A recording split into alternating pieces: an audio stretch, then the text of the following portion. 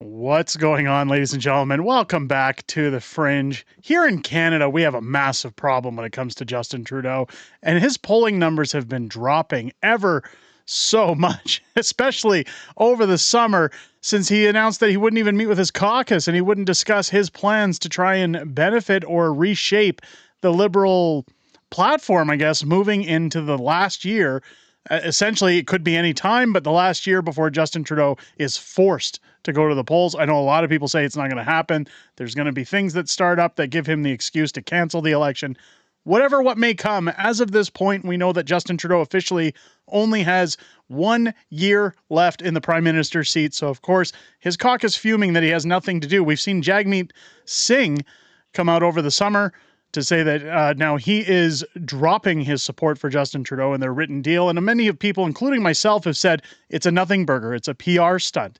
It's nothing more than Jagmeet to continue supporting the Liberals, essentially while trying to make it look like he's trying to run against Pierre Poilievre in the seat for prime minister in the next election, though we all know that's not going to happen. He's not going to get anywhere.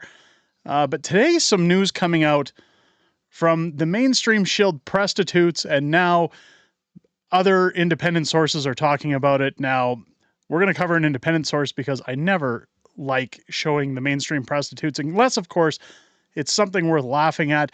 But if they're reporting it, if the government paid prostitutes are in fact reporting on this subject, then you know for a fact it's definitely plausible. It's moving its way around Parliament Hill.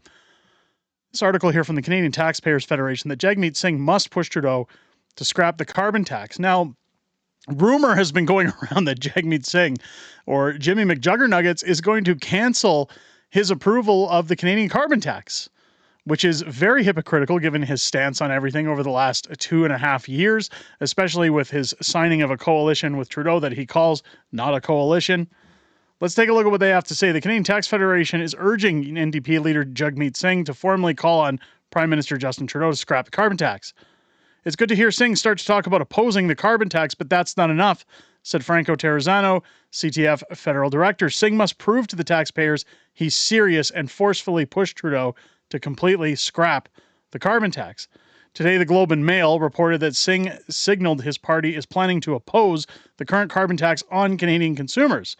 We want to see an approach to fighting the climate crisis where it doesn't put the burden on the backs of working people, Singh said.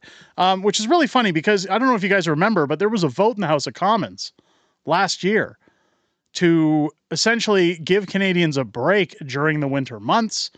Of course, we all know about Justin Trudeau introducing heat pumps, which was the funniest thing to come out of the House of Commons.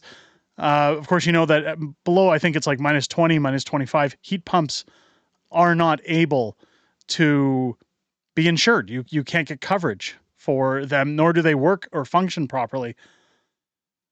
Jagmeet Singh opposed giving Canadians a break at that time. So why the about pace now? Well, because we're 12 months away from an election. Carbon tax currently costs 17 cents per liter of gasoline, 21 cents per liter of diesel, 15 cents per cubic meter of natural gas. Trudeau plans to increase the carbon tax to 37 cents per liter on gasoline by 2030. So again, for anybody in the United States looking at that, a liter is roughly 1/4 of a gallon. So what Justin Trudeau is proposing is adding $1.20 per gallon onto gasoline by 2030. He's currently already adding roughly 80 cents a gallon that we pay in taxes, and that's on top of the taxes we already pay in gasoline. Parliamentary budget officer says the carbon tax is a net overall cost for average families when all costs are included. Federal government also charges the GST on top of the carbon tax, so a tax to the tax. This carbon tax on tax will cost taxpayers $595 million this year. That money is not rebated back to Canadians. And again, Justin Trudeau always saying, well, if you get back more than you put in. What a load of crap that is. Opposition to the carbon tax is not new for the NDP. Canada is a cold place and heating your home really isn't a choice, said former NDP leader Jack Layton. We shouldn't punish people, and that's what a carbon tax does. Layton did not support the Liberal carbon tax proposal in the 2008 election. Layton opposed the carbon tax, and he was proven right at the ballot box, said Terrazzano. Singh needs to follow that example and fight the carbon tax to prove he cares about taxpayers. I mean, this is a sign of the times. Justin Trudeau's polling numbers are slipping. We've seen them take a nosedive over the summer. Jagmeet Singh, of course, even on Twitter, is starting to see pushbacks of NDP followers saying that they will no longer support Jagmeet Singh now that he's talking about not supporting Justin Trudeau's carbon tax. Of course, the environmentals come out to voice their concerns, though I always say, who's got the money to pay for this? Who's willing to cough up money for essentially a tax scam that just gives the government more reason to spend money and blow money in silly places? We've seen Justin Trudeau jet setting all over the world. We've seen a singular flight in Canada for the Prime Minister to run upwards of $250,000. What more are we expected to do when it comes to our groceries, when it comes to the pump price, when it comes to our clothing costs, day-to-day reasonable goods? Everything is affected by this carbon tax. Let me know what you guys think down below in the comments. Do you think it's too little too late for Jagmeet Singh?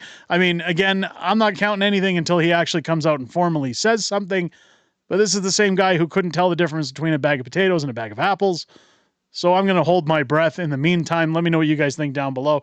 If it's your first time here, I hope this video has earned your subscription. Make sure as you're clicking that button to subscribe, you hit the bell for notifications. Get us up to 50,000 subs by the end of October. I would love to ring in Halloween with you guys. At 50,000 subscribers, maybe we'll do something fun and unique. If you have any suggestions of what we should do at 50,000 subs, leave a comment down below. Also, leave a thumbs up and a comment. It helps get this video out there against the YouTube suppressors. It makes sure that it gets through their algorithm and out there for people to see this kind of news that's important to talk about.